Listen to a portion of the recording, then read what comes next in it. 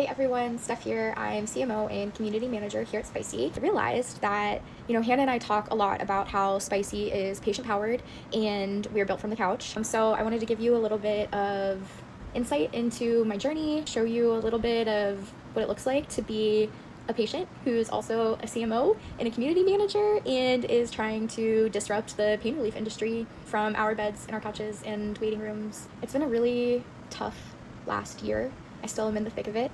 A little bit about me is I was diagnosed with endometriosis only 3 months after I got married in 2021. I didn't even know anything about endo. I had only even heard the name because I saw someone's infographic on their story. And as I'm looking through all these symptoms, I'm like, oh my gosh, I can check off like each one of these. And I had brought it to my OB at the time.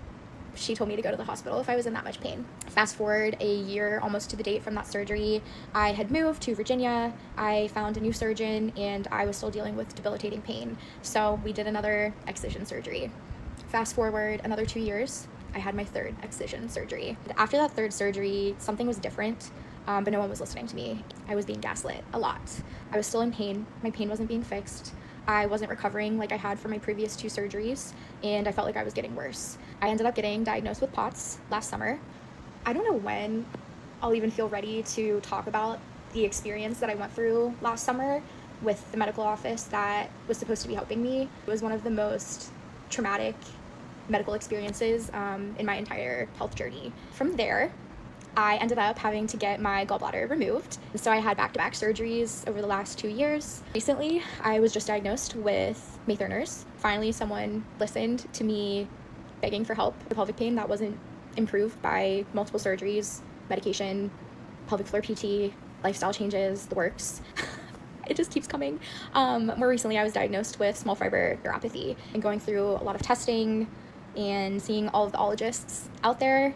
And it is a really tough journey to be on, as I know so many of you can relate to. Felt like I was putting a lot of pressure on myself to make this like a really feel good, like you got this video. But the reality is that that's not my reality every day. And I'm having to work exceptionally hard to manage these conditions, to not fall into the sadness of it all and get stuck there. I felt like it was really important to come on here and share a little bit more about me and give you like a real full look. I just worked my entire day from bed because I'm in the thick of a flare, and that's what I needed to do.